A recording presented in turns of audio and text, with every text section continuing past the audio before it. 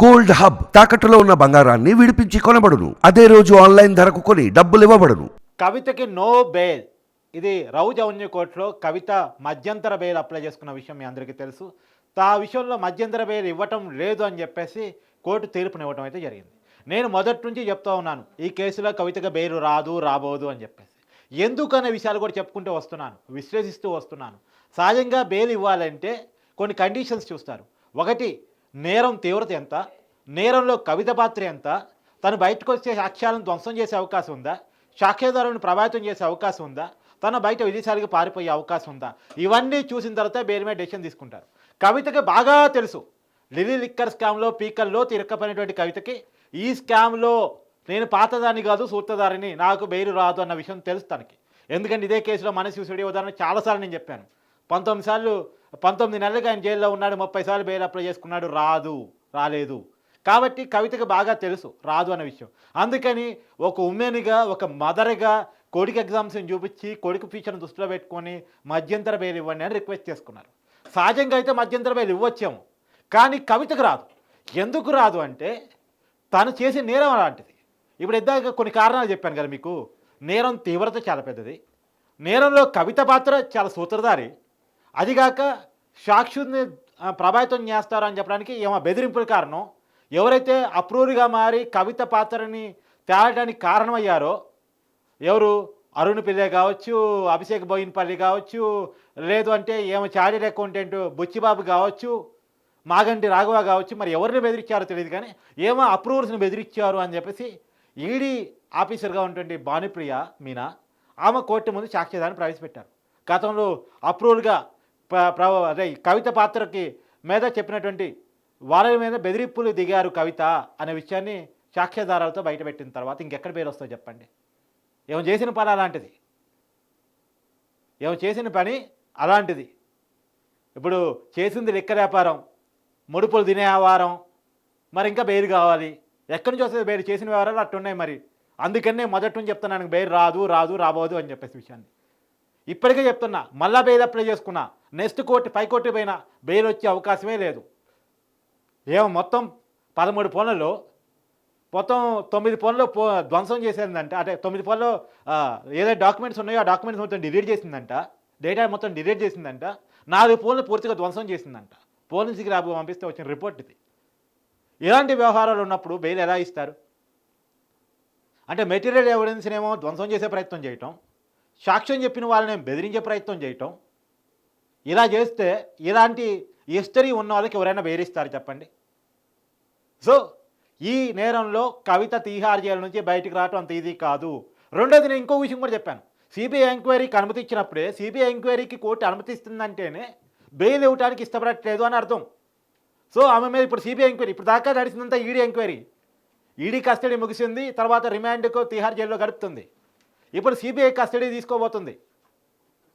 తీహార్ జైలుకే పోయి సిబిఐ అధికారులు కవితను విచారించబోతా ఉన్నారు కోర్టు ఆదేశాల మేరకు, మహిళా కానిస్టేబుల్ సమక్షంలో.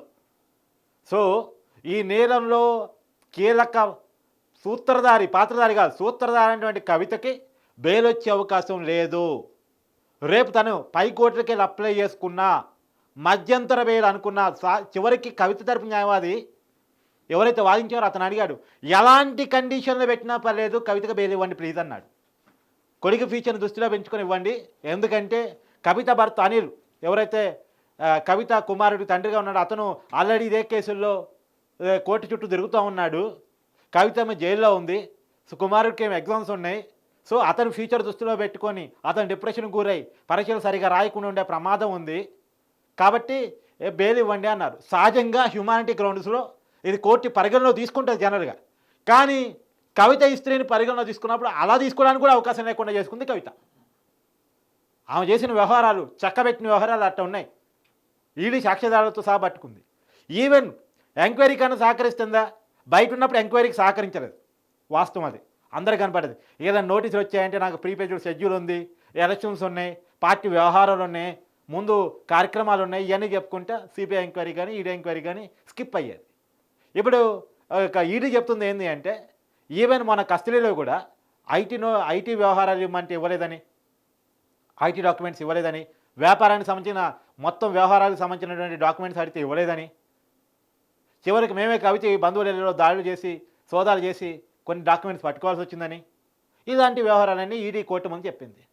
మరి విచారణను సహకరించకుండా ఓ పద్ధతిగా సిస్టమ్ని ఫాలో కాకుండా పైగా బెదిరింపులు దిక్కుంటూ బొకాయించుకుంటూ ఉంటే ఎలా బెయిల్ వస్తుందో చెప్పండి? ఈ హ్యుమానిటీ గ్రౌండ్స్ని ఎలా పరిగణలో తీసుకుంటుంది కోర్టు చెప్పండి? అందుకనే ఈవెన్ దో అందరికీ ఇప్పుడు ఇదే కేసులో ఇంకొకటి హ్యుమానిటీ గ్రౌండ్స్లో నార్మల్ మధ్యంతర బెయిల్ వచ్చింది. నార్మల్ బెయిల్ కాకపోయినా మధ్యంతర బెయిల్ వచ్చింది. అభిషేక్ బోయినపల్లికి వాళ్ళ భార్యకి ఆరోగ్యం బాగాలేదు, ట్రీట్మెంట్కి 4 వారాలు నాకు మధ్యంతర బెయిల్ కావాలంటే కోర్టు ఇచ్చింది, హ్యుమానిటీ గ్రౌండ్స్ కింద ఇచ్చింది. కానీ కవితకి ఇచ్చే పరిస్థితి లేదు. ఎందుకు లేదు అంటే ఇవే కారణాలు.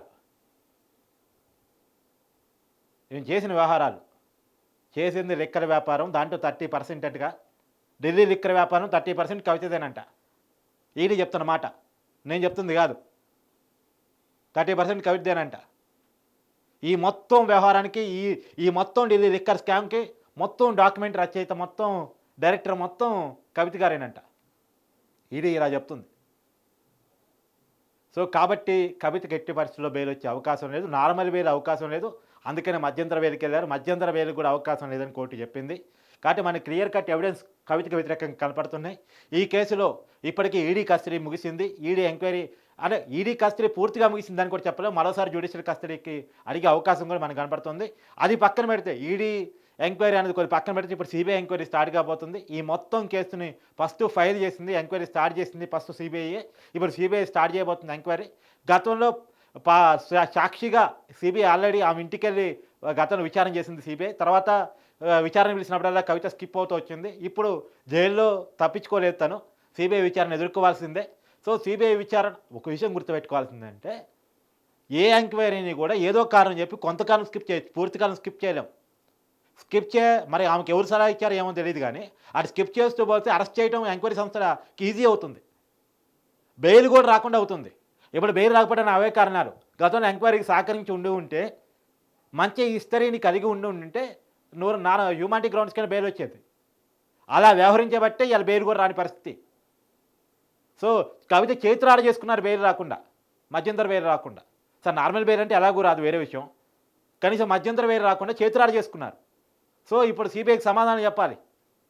చెప్పను అంటే వాళ్ళు వేరే రకంగా కనుక్కుంటారు సమాచారాలు. ఇప్పుడు కవిత చెప్పనంత మాత్రాన ఏ సమాచారం ఆగదు, అన్ని విషయాలు కనుక్కుంటారు. కనుక్కుంటే అది రేపు శిక్ష పడేటప్పుడు అది చాలా కీలకం అవుతుంది. ఎంక్వైరీ సహకరించలేదు, అబద్ధాలు చెప్పే ప్రయత్నం చేశారు, మోసం చేసే ప్రయత్నం చేశారు, ఇవన్నీ కూడా రేపు శిక్ష పడేటప్పుడు ప్రభావితం చేసే అవకాశం ఉంటుంది. ఈ నేరం తేలితే ఇప్పటికి నిందితురాలిగా ఉన్నారు, దోషిగా తేలితే యావజ్జీవం పడే శిక్ష ఉంది, అవకాశం ఉంది. 7 years పైన పడే అవకాశం ఉంది, 10 years పడే అవకాశం ఉంది.